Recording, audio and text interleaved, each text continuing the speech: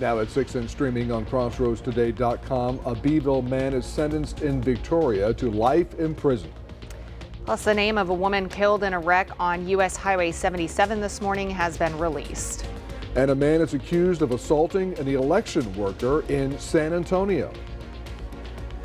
We had another sunny day with temperatures well into the 90s. However, there is going to be a change next week, just in time for Halloween. We'll have all the latest coming up in a moment. And the Edna Cowboys about the Goliad Tigers here in our game of the week. That's coming up in sports. You're watching 25 News now at 6. Good evening and thank you for joining us. I'm Don Brubaker. And I'm Shawna Curry. A Beeville man will spend life in prison for sexually abusing a child. Today, Judge Ellie Garza sentenced 33-year-old Nathan Wade Kimbrough after a Victoria County jury found him guilty of continuous child abuse involving a victim under 14. The 4-day trial ended with evidence showing Kimbrough abused a young child in Victoria from 2013 to 2017, beginning when the child was just 5 years old. The victim testified during the trial. Kimbrough is ineligible for parole, meaning he will serve his sentence day for day. A 54-year-old woman is charged with human smuggling. Victoria County deputies arrested Sandra Seal today. She is in the Victoria County Jail. No bond is set.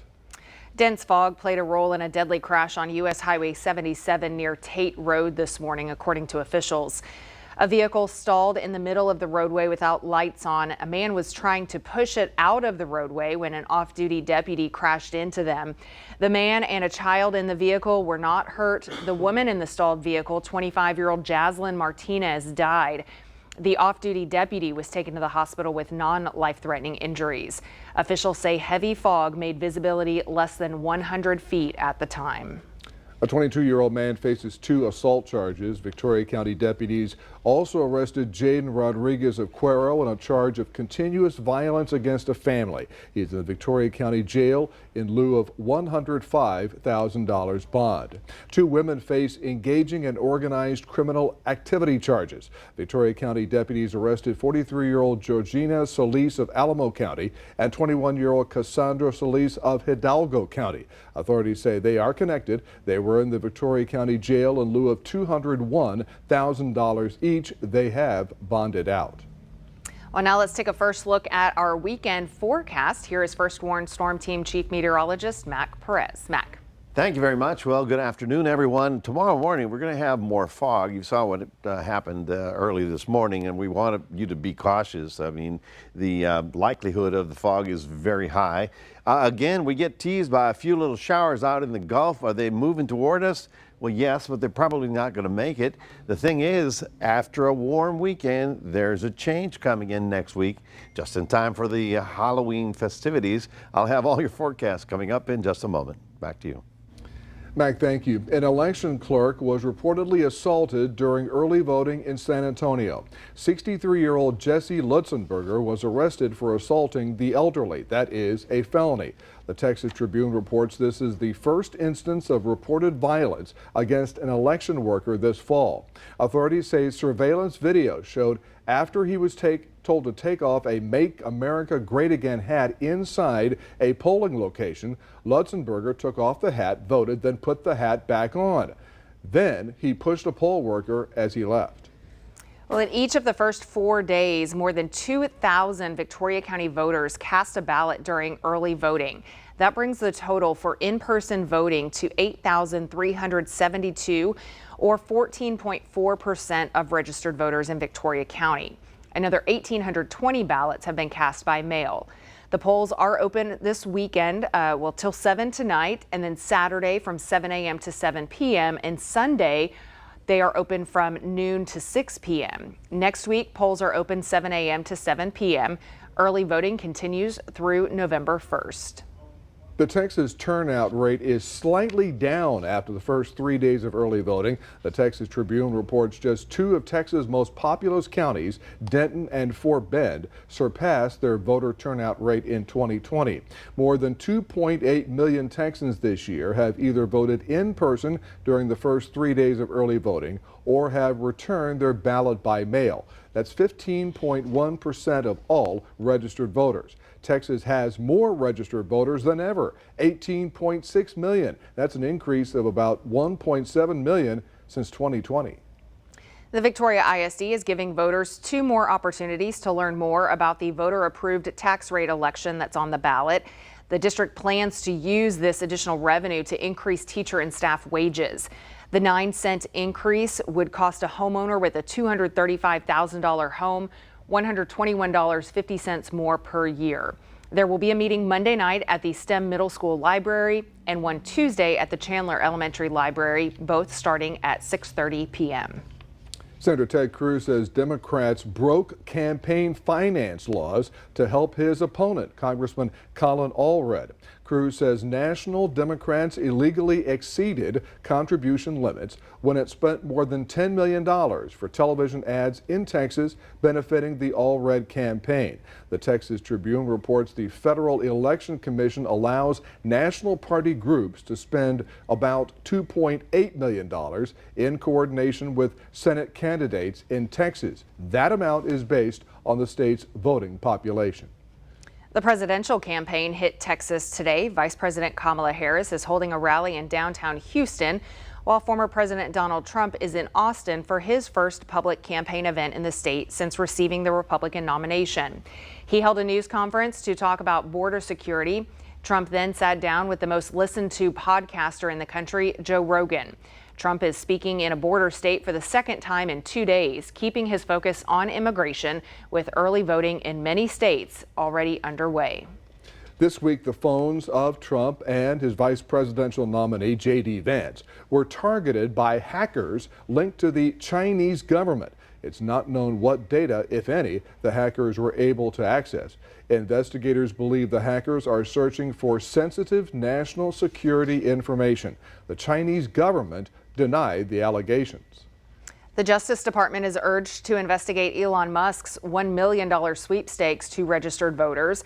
Democratic Senators Peter Welch and Richard Blumenthal sent a letter registering their concern to Attorney General Merrick Garland.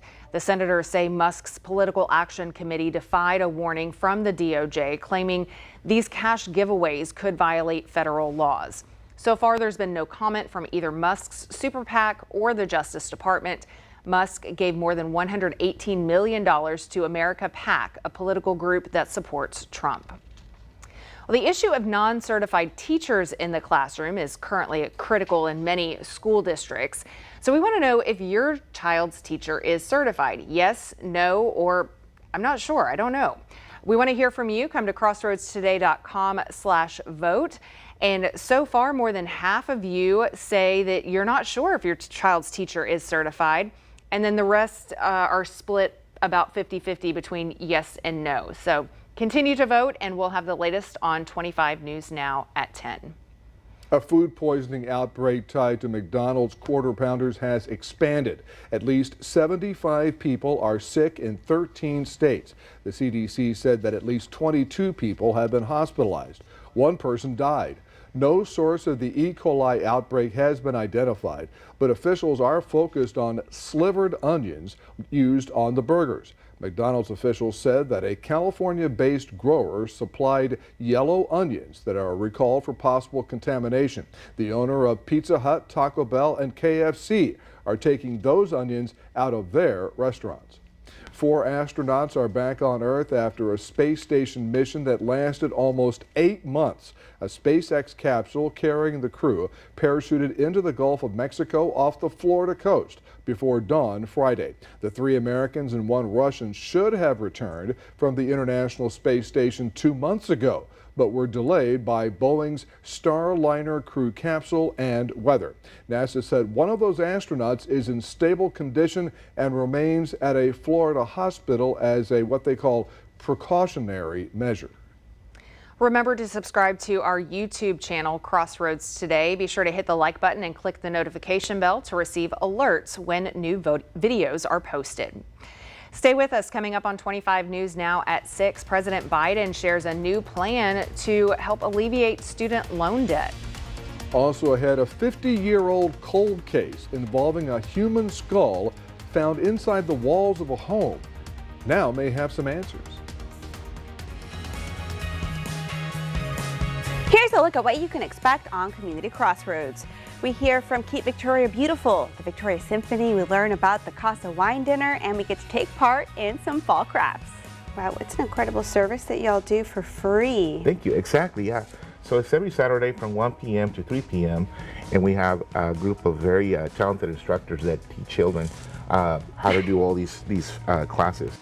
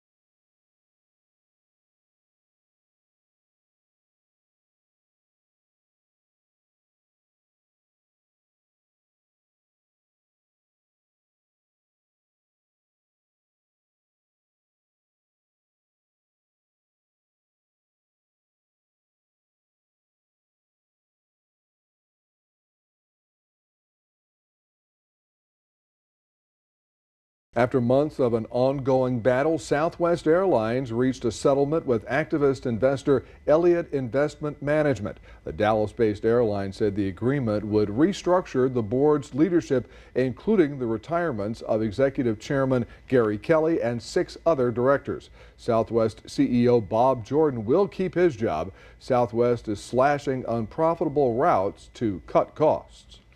The Biden administration is moving ahead with a new path to student loan cancellation. The plan would help Americans who face steep medical bills, child care costs, and other types of financial hardship that prevent them from repaying their loans. The proposed rule is Biden's 3rd try at student loan cancellation. His first plan was rejected by the Supreme Court last year, and his second plan was temporarily halted by a federal judge in Missouri. Coroners in Illinois solved a 5-decade-old cold case. It surrounds a skull found on the wall of a home. Yeah, the case was solved with the help of a forensic lab here in Texas. The skull was found to be over 150 years old. Located in the oldest section of St. Charles, dates back to the mid-1800s. But nearly 50 years ago, in 1978, the owner discovered a skull hidden behind the drywall. That prompted an investigation at the time, but with no way to identify the remains, it eventually turned into a cold case until Kane County Coroner Rob Russell started digging for some answers. We had the means to do it, so why not do it? After careful research, Athram Labs in Texas was able to identify the skull as belonging to Esther Granger, who apparently died during childbirth at 17 years old in 1866.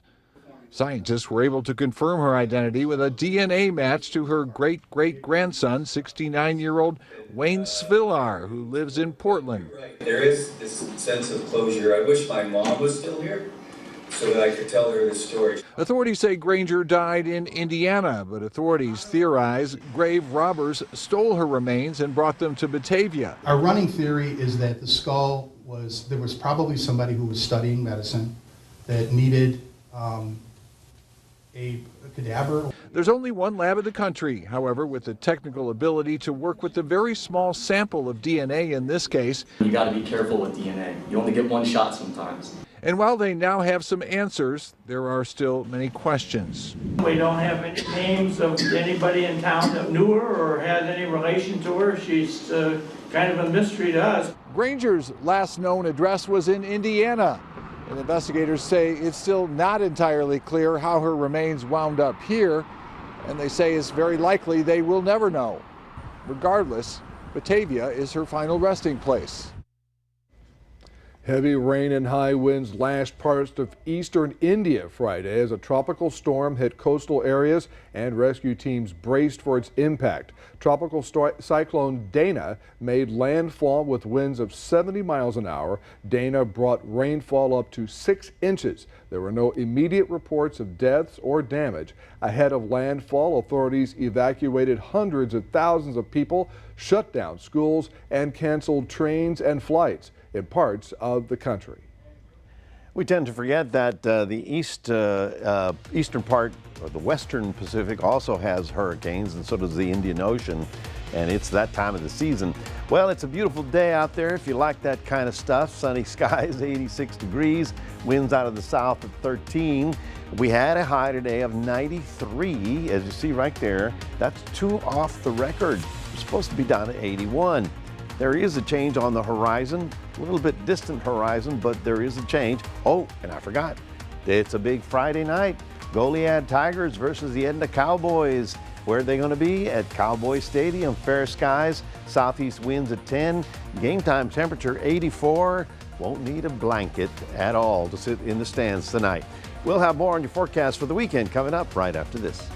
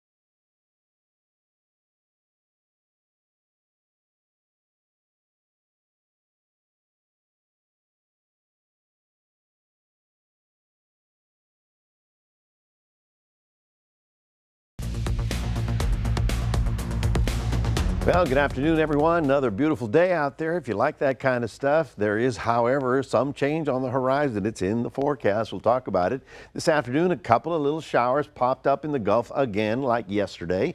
They moved toward us. They teased us a little bit. But no, none of that is really coming in our direction. What's interesting is that we have a cool front in North Texas. It's not a huge front, but they are having cooler temperatures up there. It's going to be stalling out and falling apart as it heads into East Texas. But I'm going to show you the temperatures in a minute. We got a storm coming through the Midwest and then off the West Coast. Big, powerful storm. It's going to roll through there into the Rockies and will affect our weather by Halloween in a couple of days. Now, things that we need to talk about. Every Thursday they put out the drought monitor, and here's our scale over here. We are at level 2 actually, moderate drought right about here. And then in the level 3 category would be extreme drought, which would be San Antonio, Austin, and over to about Bastrop. And then extreme drought from the hill country all the way up to Fredericksburg, as you see right about there. As a result of the almost month and a half we haven't had any rain, we have burn bans throughout pretty much all of the counties. Now, we're looking kind of ahead, the big time. We're looking into the winter, and of course we've learned over the hard way that the Pacific Ocean temperature has something to do with our weather. So we were in, and here's 0, we were in El Nino where the water in the Pacific was 2 degrees above normal. We're currently at neutral, but it's forecast to go down to be cold. So it'll be 2 degrees colder than normal in the Pacific. That's a La Nina effect. And what does that do for us? Big question. The simple answer is it's going to be dry and warm. But we'll wait and see what happens. This is the current temperatures around the state. As you can see, we're still on the very warm side, but they're in the 70s up in the Panhandle. And just for fun, I'm showing you the northern states. You can see the 60s, and these are the current temperatures across many areas of the north. They're getting a little bit of fall weather. We're not doing so well. Tomorrow, for Saturday, we're looking at a high of about 90 degrees. It's going to be warm and toasty. Yes, you're going to be in the backyard. Yes, you're going to do planting and all that. But as we just mentioned, we do have a burn ban, so to be cautious. Christie continues churning through the Pacific, but it is going to be falling apart. Not a problem as far as we are concerned. Of course, the other concern we have is what's happening in the tropics. Now, this is the big picture because I want you to see these big dips. This is a trough of low pressure. That's important. That's all the weather's there. High pressure, as you know, gets very quiet. Here's high pressure right now. So we go through and we're looking at what day? Sunday. The storm slams into the west coast. And then Monday it gets deep down into Arizona and California. We're still doing quiet. But then all of a sudden, as we get to Thursday and Friday, we start seeing some of that energy come here. That means that it's in the forecast. What it means, I'm going to show you. Sunny skies tomorrow, 86 in Port Lavaca. Sunny skies in Cuero, getting up to a high of 90. Remember, we're likely to have some fog early in the morning, so keep that in mind if you're driving. Otherwise, by Wednesday, a 20% chance of rain, 40% on Halloween, and then we actually drop the temperature to the mid-80s Friday and the weekend. So few sprinkles are possible as we get to the ghouls and the goblins. So just keep that in mind as we start planning for that holiday. That's your 7-day forecast, reminding everybody we do have a QR code. If you scan that with your phone, you can put Crossroads Today on your cell phone. And we'll toss it back to Shawna. All right, thanks a lot, Mac. We'll definitely want to dress comfortable for any football games you may be headed to tonight, but Max is joining us now with a look at some of the games maybe already played this week. Yeah, that's right. I mean, we had a lot of great games here for tonight, but one team in the Victoria Gators played last night. I'll tell you their score coming up in sports.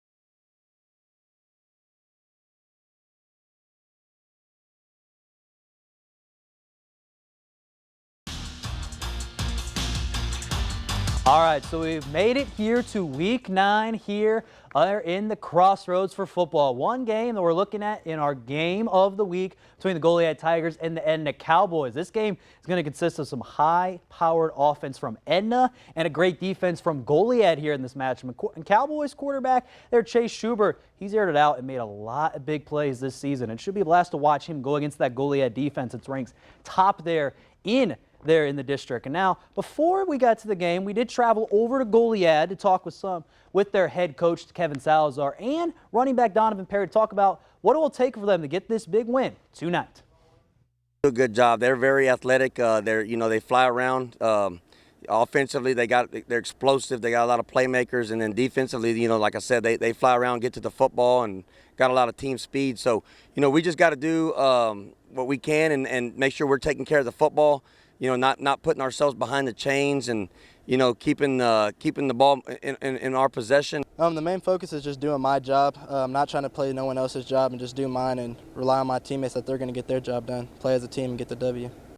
And both Perry and head coach Salazar, they're hoping to lean on that running game there, make some big defensive stops in order to get a big-time win tonight. Again, the district championship is on the line there between Goliad and Edna. Now over from our game of the week to a huge game as well here in the Crossroads between the El Campo Ricebirds and the Bay City Black Cats. And this one is the second longest rivalry in the state of Texas. El Campo here in Bay City. And the Ricebirds, they enter this week at number 5, and the Black Cats, they enter at number 10. So Bay City, they stole one last year from the Ricebirds, and they haven't forgotten as these two get to set face off for the 105th consecutive season. It's been going on for years, playing each other back and forth, wins and losses, and, we're just trying to win this game against Bay City. We're coming in, it's on the back of our mind what happened last year. We're coming to this game like another game on the year and just come in and play harder than we've been playing every game this year. And kickoff for this one will be set at 7:30, and so the winner of this game will be in the driver's seat in terms of winning the district. So should be a good one again, these top 2 teams. Now over to some Thursday night football. We had here a local team in Victoria, Gators. They battled the Tribe Warriors here at home, and the Gators, they're looking to win they were looking to again going into there, get their 3rd straight win here tonight at the Field of Dreams. But early in the first half, the Tribe Warriors, they got on the board early with a nice touchdown run here from number 44, Nathan Larson. And again, he had a couple of touchdowns there in the game last night. But again, the Gators, they would not back off. Look at this big-time play here for number 6, Bladen Tompkins. Sets them up there in plus territory. And then the very next play, Tompkins throws a quick pass out there. Number 8, Devin Aguilar. Look at this. A couple of stiff arms. Nice little move there. And he finds himself into the end zone. And the Gators, again, this was a high-scoring game here, back and forth. And the Gators, they kept responding right back. As again, after a big defensive stop, how about the running back there, number 11, Jackson Richardson, takes it there to the end zone. The Gators keep pouring it on. It's a high-scoring game, but the Tribe Warriors last night get the win 58-42 over the Gators. And the Gators, they're trying to end the season strong. They play Jubilee Lakeview University Prep next week. And how about some cheer before we get here? The Edna Cowboys, they're getting ready, like I mentioned, in the big game there tonight versus Goliad. They had a glow-in-the-dark their pep rally earlier today, and the costumes you can see there from the band, they got all lit up and everything, and that's what they're going to wear for tonight. So there you go, Don and Shawna. I think there for Edna, they are really ready to go. I think this one's going to be a high-scoring game. It's going to be a fun one to watch and a great Week 9 for sure here in the Crossroads. All right, Max, thank you. And we're back in a moment. An elementary school in Maine is teaching kids about the bees.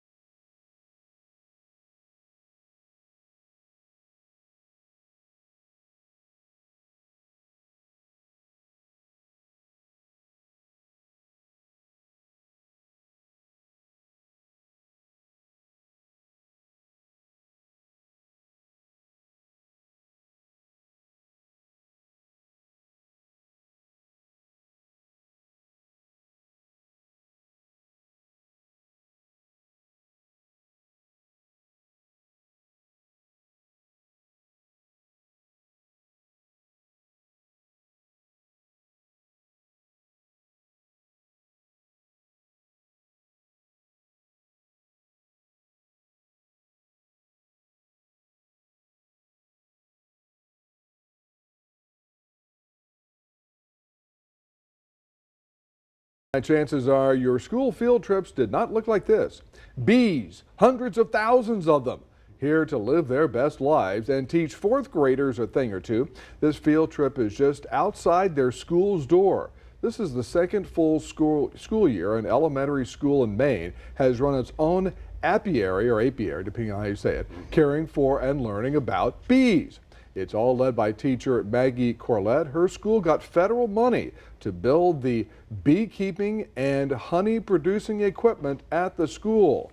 And that little apiary right there is, from what I understand, creating a lot Mac of buzz. and I were actually just talking about this yesterday, how important bees are to crops. We take them for granted, and the first impulse is to swat it away. Yes. Yet the honeybees are crucial to farming and to plants and to flowering. And if there's no bees, there's no food. So it's they're doing a great job there. I'm glad they got pretty neat supported. experience. And the kids, of course, are all dressed up, ready to go. They better be. You don't just want to walk in there casually.